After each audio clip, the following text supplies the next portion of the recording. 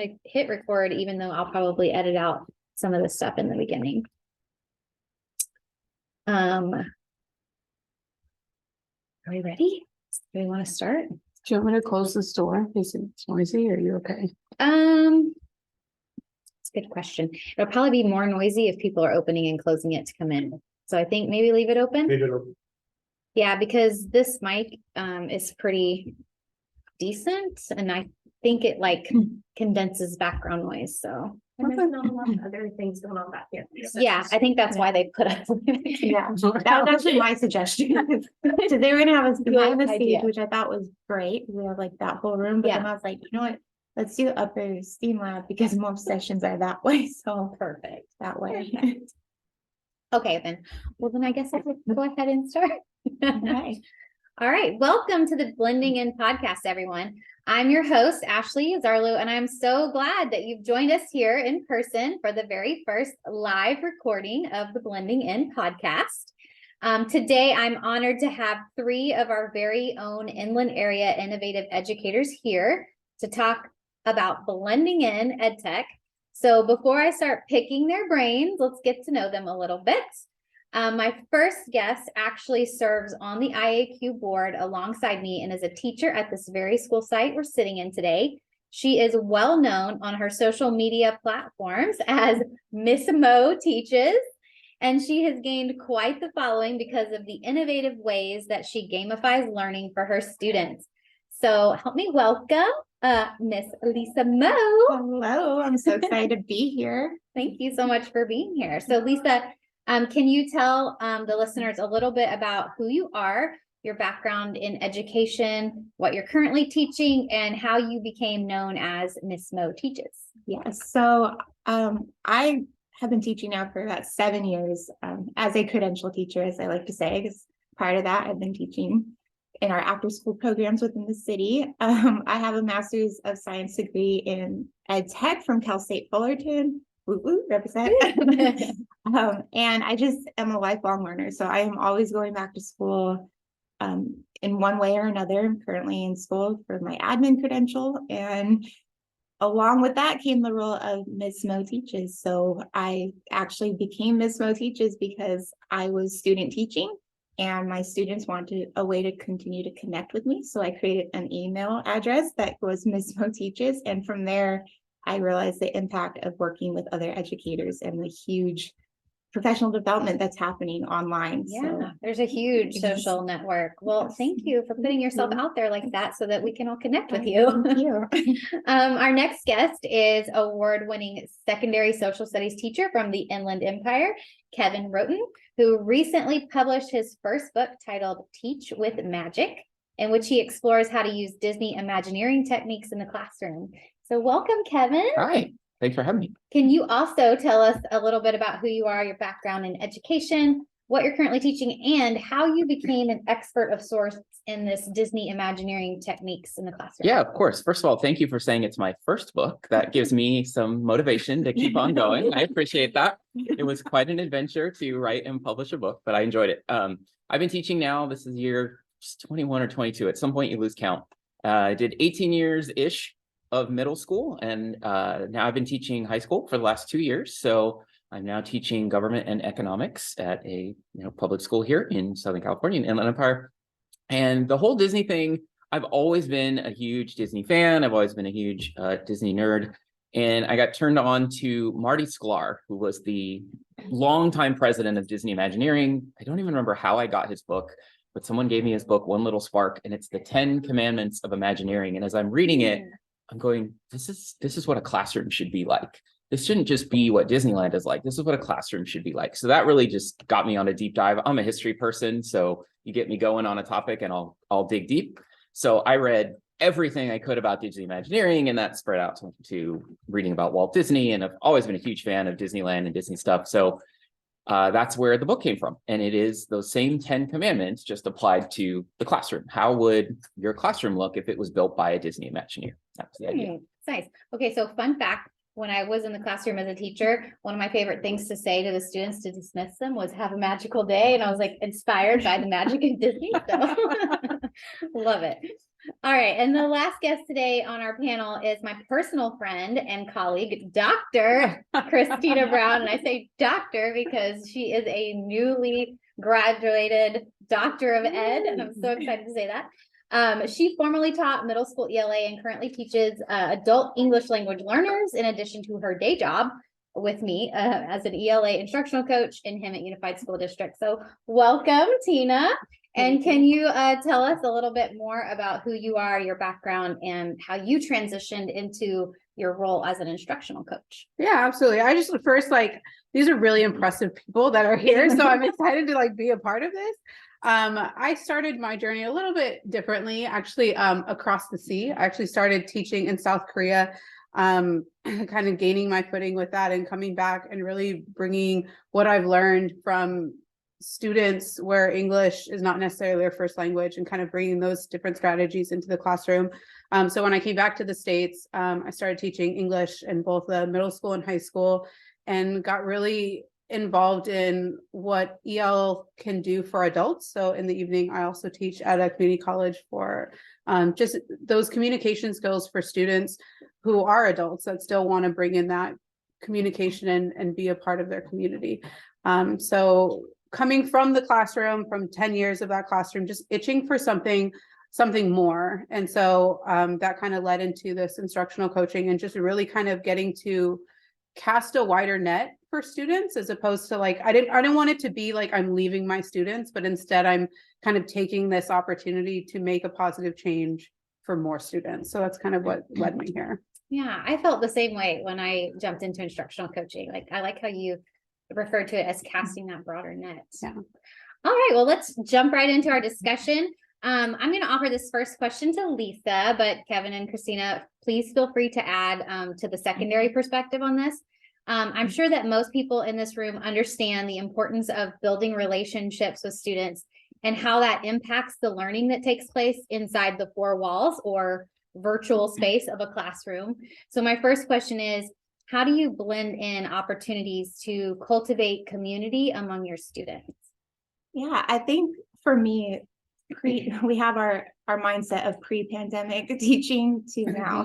And pre-pandemic teaching, I was one of few teachers that was actually integrating, technology within my classroom and using Google Classroom and Zoom. And those little opportunities I got to really see come to life of what kind of positive culture was happening within my classroom when school shut down, because my students were very confident as we were shutting down. They said, "Oh, we've got this, Miss Mo. We're EdTech geniuses." It makes me want to cry. It makes me want to laugh because they were so, well, can't we just do school on Zoom? They already had this background with them before us as educators even knew our next steps. So they were already communicating on Google Classroom, miss you guys, we'll talk soon. And just taking that inspiration from them, that technology isn't here to replace those interactions that I think we sometimes get consumed and worried about. But if you're using it for good, you're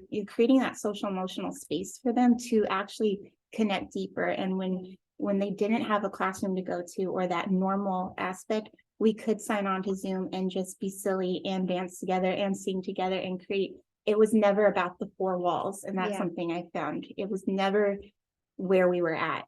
Yeah. So I think for me, it's just any opportunity to use it for good, that it's not to replace those skills. It's not to replace the textbook, but to enhance who they are as humans. So, later on in their lives, they could think back on this and how did they problem solve? How did they overcome that time? And what can they do to make others feel good during these uncertain times? So it's true. I think a big part of that and what she just mentioned is being yourself.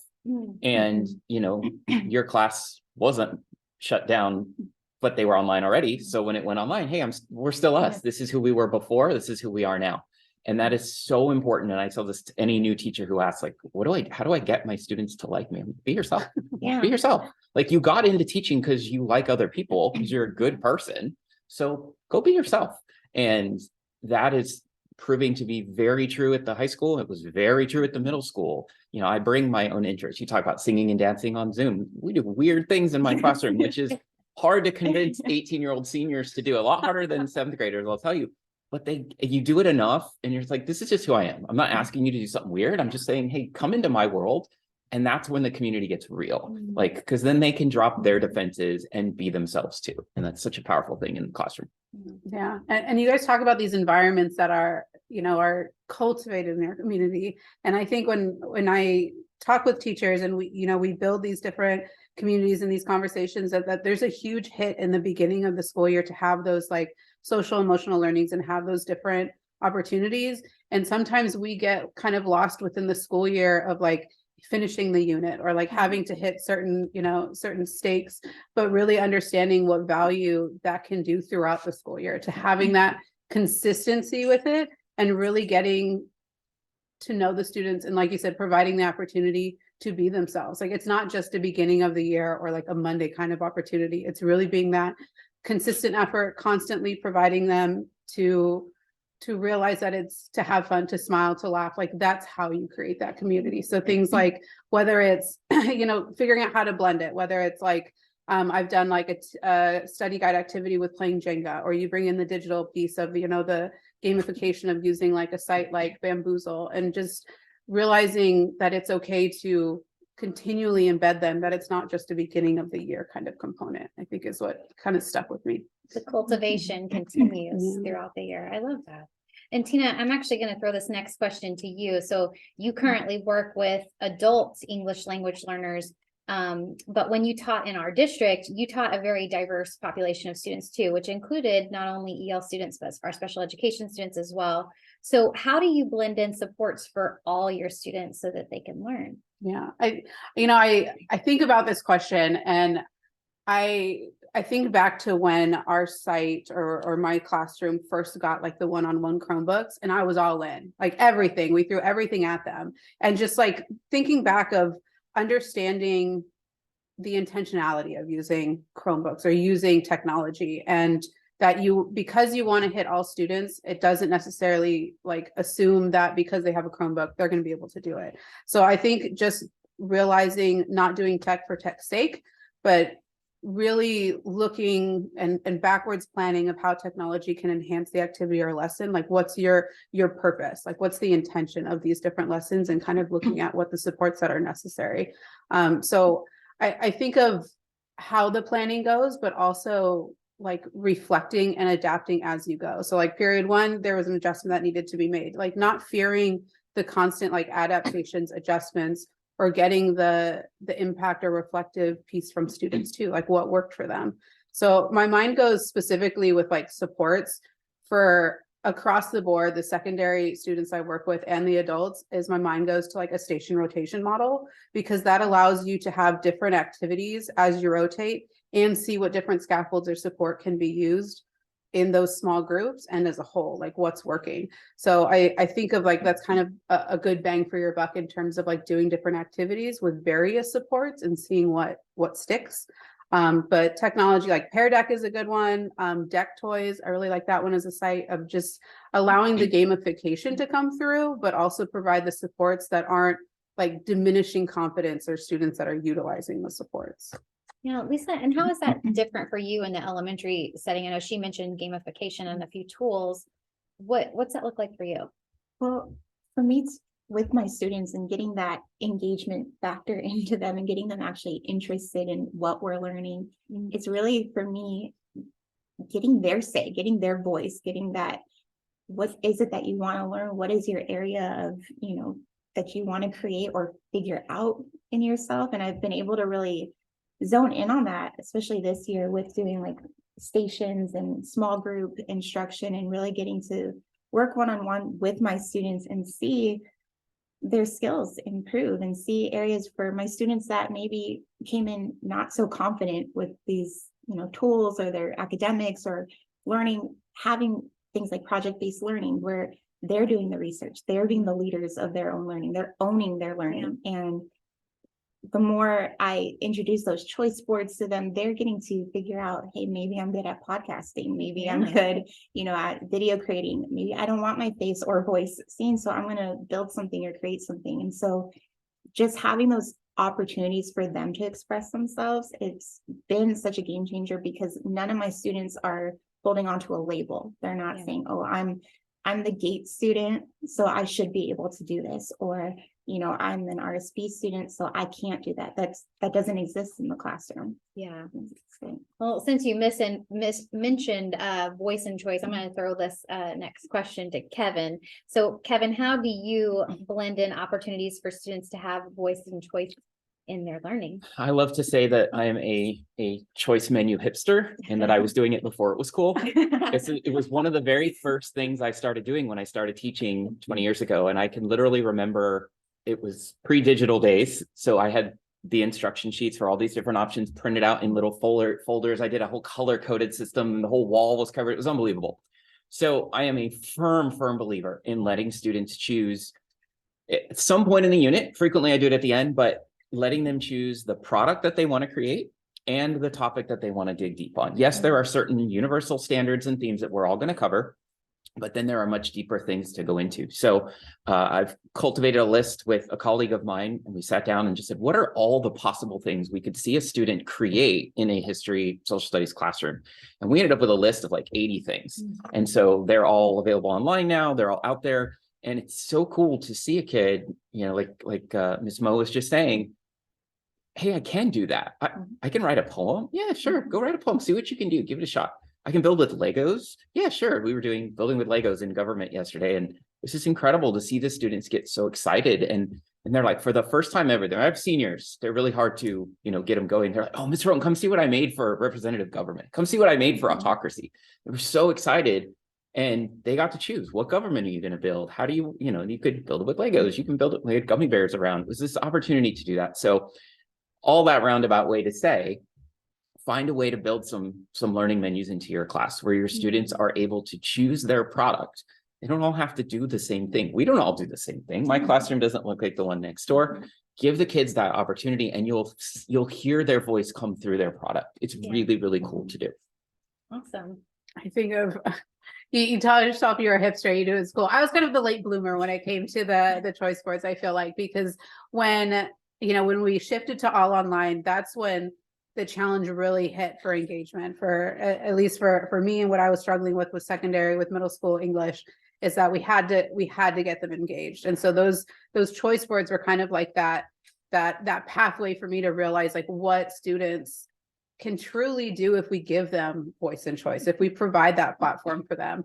And just starting with those simple, like low risk opportunities, I think of like how we could start cultivating that culture and like giving those low risk questions, because if I've learned anything, it's that teens like to talk about themselves. So like, let's give them an opportunity to do that. That'll lead into more like those analytical kind of dialogue and conversations.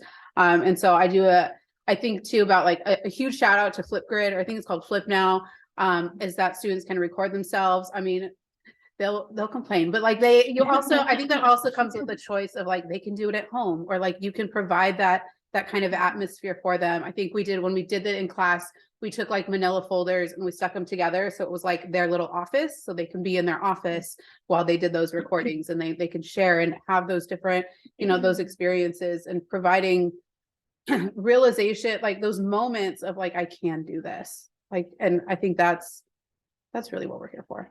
I love that so much. I mean, you all have kind of hit on this next question about some challenges that you've run into, especially the last couple of years. But in thinking about trying to promote the 4 C's of critical thinking with your students, creativity, collaboration, and communication, what are some of the challenges that you've experienced and how did you overcome that? And I'll just toss it out to anybody who wants to take it. The excuse of, I'm not creative. I'm just not creative. I'm just not creative. And I've used that excuse many times in my life. And what I mean when I say I'm not creative is the same thing the students mean. It means I can't draw anything better than a stick figure. That's what that really means. But that issue of it's just not for me. Like, I just don't think that way. I'm not creative that way. And I run into that a lot in the middle school, and even more now in the high school, getting students out of that, say, okay, I tell them I'm not creative either. And yet you come into my classroom and you love what you see in front of you. I tell them I'm not an artist, but I've used technology. I've found ways to use technology to make myself better, to take the fact, no, I can't draw a stick figure, but I can go search for a really, really good one on Google Images. I can find the ones I need, and kind of using that to get past that barrier of it's just not me, I'm just not creative. It's very frustrating to hear, but Yeah. I get it. And like I said, I use it too. Yeah. Well, it's funny because you talk about creativity, and that's kind of the one that comes to mind, but like in a different lens, because I think creativity in that, like, I want to provide students opportunity to express themselves and to give like these unique opportunities. But for secondary students, I also need to like be careful what I wish for, because like you're not sure exactly what you're going to get. So like that fear for me, or that challenge for me, was like really being explicit, like having these clear instructions and the discussion of the appropriate utilization of these tech tools, because you want them to have it. And like it's kind of that a little bit of release of control for a teacher, is that you want them to be creative in an opportunity for them to express themselves, but like we also have to let go a little bit. So that's how I see that a challenge for me as an educator. And it can be a little bit daunting, especially for teachers who are like moving into tech or understanding like how to blend, that we as adults tend to be a little bit hesitant with like clicking and learning new things. And so we're a little bit hesitant to like throw it to the students, and they have no fear of clicking. And so I think that we have to embrace that and like understand that we are lifelong learners, in the sense that like they're going to teach us so many things, or they're going to be like, oh, did you know this button did that? Like, so that you can then show more to your students, and they can show to others. So I think it's just embracing what creativity can do, but also understanding how to correctly like provide it for the students. And I think my mind goes to a site called Voki, where they can kind of create their own avatars and characters, but again, clear and explicit instructions of how they utilize that. So it's a release of control, but for good reason.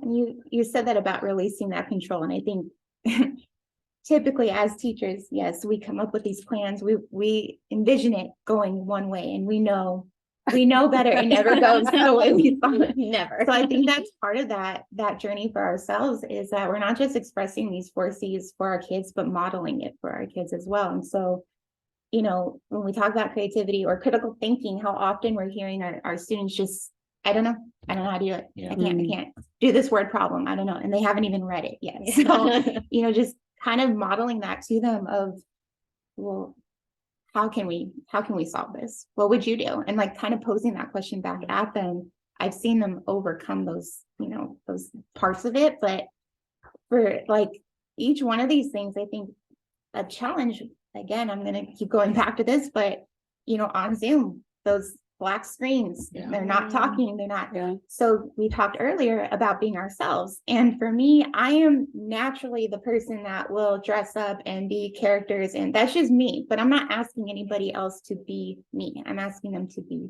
themselves. But over time, you start to see those kids that weren't comfortable because they see you just being you, that they're starting to dress up, that camera's coming off, their voices are starting to, be in more discussions. And one of the things that I was doing is that I could not get them on to flip. Like there was just a few, but one in particular whose parent even said she puts her hair in front of her face, like she's not going to talk to you. And one day the kids were talking online about the Masked Singer, and it kind of just hit me, what if we did something like that? So I came up with the Masked Reader. So from here on out, you're not showing your face. You don't even have to use your own voice. You could use an app. You could, I've had students use their grandpas. They write the script. The grandpa is the voice for them, but now it's a game. Now we're all trying to guess who is this, but I'm also getting to hear from my students that typically wouldn't participate. Now everyone's involved in it. And so we're taking that, and slowly over time, again, now I'm seeing every face on camera. I'm seeing all voices are being heard. And so when we come back into the classroom, I've continued doing this. I've continued just, okay, well, if you don't want to speak right now, can you write it for me? Or can you don't want to write it? How do you want to represent that? And so just continuing like to show them, it's not just my creativity that's going to get you guys thinking, how do you want to represent this to me? So again, just being yourself and modeling it as much as possible. And you're going to just keep seeing your students blossom and grow. I love that so much. And you kind of naturally led us into this last question. You all have been offering some amazing insights, but any advice for teachers who may be struggling with how to blend in this meaningful use of technology and tools and platforms? Let's start with Tina. What words of advice do you have? Ask questions. I would say ask questions. We're in a community where questions are valuable. And to join those social media groups, keep those eye out for blogs, listen to podcasts. Like, I think sometimes an Achilles heel can be that we inadvertently work in isolation, or we hide in our classrooms because there's so much that get done, but there's such a community out there, whether at your site or online. And we are a community of like begging, borrowing, and adapting. Like, we are here for each other. And I think that's part of how we impact it in our classroom too, is that we practice what we preach and we make those connections, and not to be afraid to ask those questions. And that we as teachers too, we love to share in sense of like, here's how it didn't work for me. And like, we want to provide those stepping stones for success, even if that means like it's based on our missteps or our mishaps. And I think just having that growth mindset and ask questions is the best thing you can do to build that foundation. I was just gonna say, there are so many tools out there, and it can be so overwhelming. You don't have to use it all. Yeah. Find one that works for you, works for your students. And again, I'm just gonna keep going back to what you said, loosen the reins. Your students are going to delete slides. Their Wi-Fi will go out. Yeah. So it's also showing your students to not depend on it. I've had an observation this year that my whole observation was going to be a computer-based lesson, and Wi-Fi went out. Yeah. But again, if we're teaching them how to be balanced, it's okay. All right, let's take out our paper. Let's be proactive. Let's, adapt. We're gonna adapt to it. And so just keep that in mind for yourself. I always say to my kids, be kind to yourself, be kind to others, and be kind to technology. You have to be patient with it. Things are going to happen. So yeah, I think getting that idea across to teachers is hard. It's okay for it not to work. It's okay for it to fail. And it's okay to look at your students and go, wait, I planned this, but they're doing this. Maybe that's okay. In fact, maybe it's better than what I planned. Yes. And one of my favorite stories from early Walt Disney is at Disneyland, they had built a flower garden right in the middle where the big statue is now. And guests were walking through the garden. They were destroying the flowers. So one day Walt's in the park and he sees that they built a black wrought iron fence around the flowers. And he was furious. He went to this designer, like, what are you doing? Like, well, they were destroying the flowers. He said, then build a path through the flowers. Like, they were going that way for a reason. The guests wanted to do that for a reason. We failed in our design. We failed in our attempt to build this thing the right way. Let's fix it for them. Not just for us, not for what we want to do, but fix it for them. So the fence was gone and they built a pathway through the flowers. So when I run into those tech things where I'm like, gosh, I was so sure that this tech new tool was going to be so awesome, because like, can't we just, why are we using tool X? We've always used blank and it's worked. Can't we just, yeah, you know what? Go ahead, walk through the flowers. Use the one that works. And I think encouraging teachers to find the one that you like, and that's okay. It doesn't have to be the newest one. When a teacher comes and says, oh, have you tried this? Sure, I'll give it a shot. And I'm like, it just didn't quite work for me. And that's okay. And that's okay. Find the one that works and go deep on it, because so many of these tools have such a wider reach than we even give them credit for. Like, I use Google Slides for literally everything. Like all of my hyperdocs, all of my choice menus, everything is done through Google Slides. And people are like, wait, that's slides? Like, yeah, it can do all these things. You talked about reaching out. You can watch videos on YouTube. There's tutorials everywhere. There's blogs everywhere about how to do this stuff. Just don't be afraid to fail, because it's going to happen.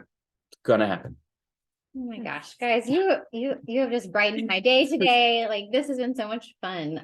I've enjoyed hearing your voices, and I thank you so much for joining me today. And this was actually something new for me. I've never done a podcast panel before. So thank you for trying this with me and like seeing how it goes. I just appreciate you so much. And all the tech expertise that you had to share as well. And my audience, those of you that are in the room, thank you for joining us for this very first live recording. We're just going to stick around for a bit in case anybody in the audience has a question, but if not, you're free to go and enjoy the finale of Reimagine EDU. Yes, thank you so much. Thanks. All right. You did it.